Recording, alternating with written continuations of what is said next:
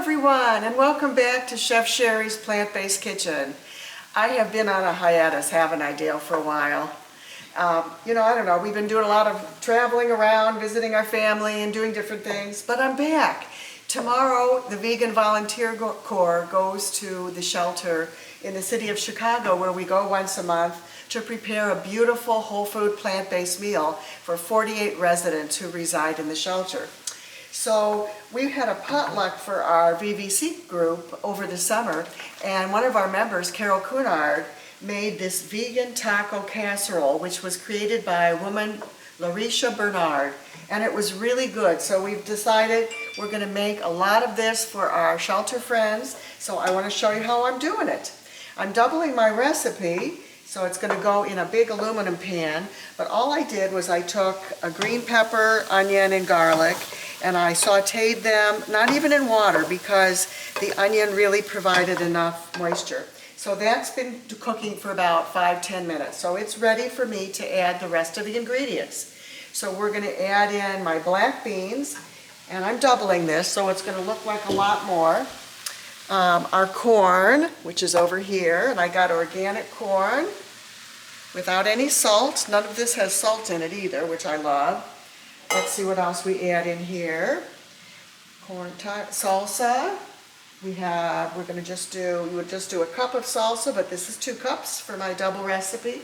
And now I'm going to put in my homemade taco seasoning, and I'll show you what this is made of. I make sure it's stirred up. It has chili powder, cumin, black pepper, smoked paprika, garlic powder, red pepper flakes, and a little bit of Italian seasoning. So we're going to double this, so I need 3 tablespoons of this to put into my mixture here.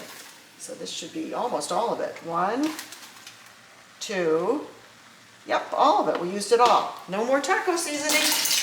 All I do now is stir this together, and I'm going to turn my heat real low, because really it doesn't have to cook. It's just going to be mixed up together, because we're going to put this in a big pan with rice on the bottom. So I've already gone ahead. You can show that. I made white rice for the shelter.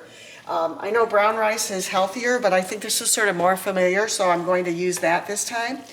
And then we're going to take some refried beans here that I found at Whole Foods, and these have nothing in them but water, organic pinto beans, sea salt. So no oil. So we keep our oil-free theme going, a healthier version of food when we don't use oil. And as you can see, I'm just combining this beautiful combination of green pepper and red onions and garlic, beans, and our salsa and corn. And it looks pretty mixed up to me. So I want to make sure it's all blended beautifully.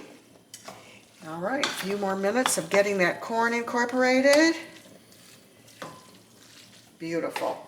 Okay, I'm going to turn this off. Now, the next thing we do is we take our 2 cans, and I'm using 2. Remember, I'm doubling the recipe, so you use a much smaller casserole dish if you were just making this yourself. We're just going to put the beans over the rice. I'm going to try and spread it out as best I can. So we'll do 1 can of beans on one half. I love refried beans. Do you like them, Dale? Yeah. They're just so tasty in a recipe, so I think this is going to be great. And I know we really enjoyed it at the potluck picnic, didn't we? Yep. Everybody ate this, and they said, wow, we got to make this for the shelter. They'll enjoy this. So it's pretty simple. Just spread it around nice and evenly. There's half of it. I'll do the next one over here. There we go. So we're going to have like 6 trays of this, so that should easily feed 48 people plus our volunteers. Although I am known for, what, Dale? Making too much food? Nice, to say the least. Oh my gosh. I think whenever we go to the shelter, I'm so worried we won't have enough, that we always have enough left over for another meal. We sure do. Which is fine. I mean, they use it the next day for lunch or dinner, Right. and they're very appreciative of having more rather than less food, right? Right. So we're also going to bring tomorrow this Mexican kale salad, which I love. That's going to be served.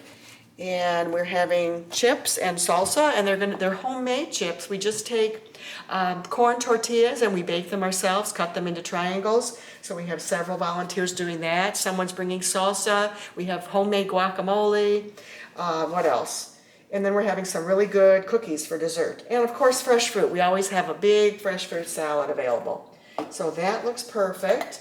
Now the next step is I'm going to take my mixture from the stove, and I'm going to put this on top. So I'll see if I can do this without it spilling. Let me just turn this. We got it.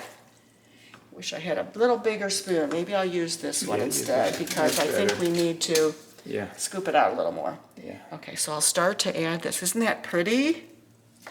Now, the recipe calls for vegan cheddar cheese on top, but we don't use that. So what I did, I had some of our volunteers make Terri Mathis Edwards from Eat Plant-Based, her recipe, which is a cheese sauce made with potatoes and cashews and carrots. It's delicious. So we're not going to add that until tomorrow when we get to the shelter.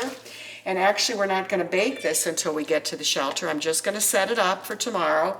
We'll add the homemade cheese sauce on top with a little foil on top. And all you do is bake it, I think, in a 350-degree oven for about 20 minutes until it warms up and gets a little bubbly.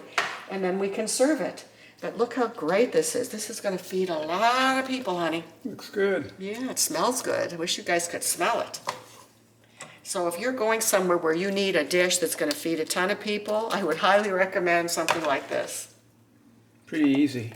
It's so simple. The only part that's hard, well, not hard, time consuming, is cutting up, onions, green pepper, and garlic. And when you double it, that's double cutting up. So, but I did it. And let me see, I almost have enough in there. Now I'm going to do this to make this speed. Just take this. Just going to spill it in there. Put every last drop in here. That is it. So let me show you again what it looks like. And remember, I'll post this recipe on my site under the description section.